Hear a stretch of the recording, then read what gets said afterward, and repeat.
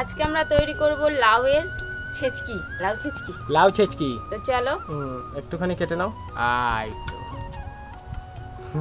তো কচি লাউ, একদম বোতল লাউ। লাউটাকে প্রথমে ধুয়ে নিয়ে কাটতে হয়, কারণ লাউ কাটার পর আর ধুতে নেই। আর এই লাউ খোসা ভাজা খেতে, এই লাউ খোসা ভাজাটা খাবো। মোটা মোটা খোসা রাখলে লাউয়ের খোসা ভাজা খেতে খুব ভালো লাগে, বা খোসা বাটা হয় লাউয়ের, দারুণ লাগে। একটু মোটা মোটা রাখছি খাবো বলে। দেখো আমাদের কুলসেনাটা কেমন ঘুমাচ্ছে। কি গো, তোমার ভুট্টা কি হলো? সেদ্ধ হচ্ছে।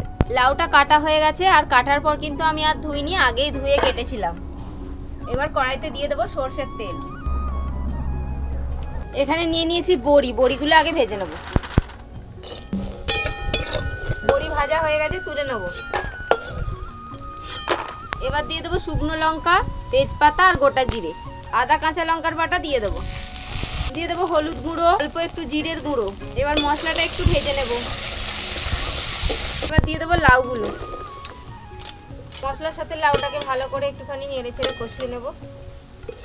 এবার দিয়ে দেবো লবণ, একটু নাড়াচাড়া করে নিলাম লাউটা। এবার ঢাকা দিয়ে রান্না করব, জল বেরোবে, জলেতেই লাউটা সিদ্ধ হয়ে যাবে। এবার দেখো ঢাকনাটা খুলে নিলাম, লাউগুলো দেখবো সেদ্ধ হয়েছে কি। সেদ্ধ হয়ে গেছে।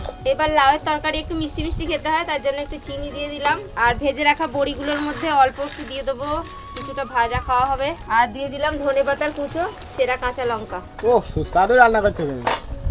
দেখো বন্ধুরা, আমাদের লাউ ছেচকি হেভি সহজ রান্না, এরকম ভাবে করবে। আমাদের লাউয়ের তরকারি তৈরি হয়ে গেল, নামিয়ে নেব। তো দেখো বন্ধুরা, আমাদের রুটি রেডি, আর এখানে লাউ ছেচকি আজকে সকালের টিফিন। তো আমরা কুলকেও দিয়ে দিচ্ছি খেতে, কারণ ওরা না হলে আবার হয় না। আম, এই দেখো আমের ঝুড়িটা বসিয়ে দাও না, থালাটা। এই দেখো আম, এখানে হচ্ছে আম, ছেচকি, আর এর কিন্তু স্বাদ আলাদা, একদম মানে হাতে গড়া রুটি। আর লাউ ছেচকি কত নরম হয়েছে রুটিটা, সঙ্গে গাছ পাকা আম। কুল খাবি তুই?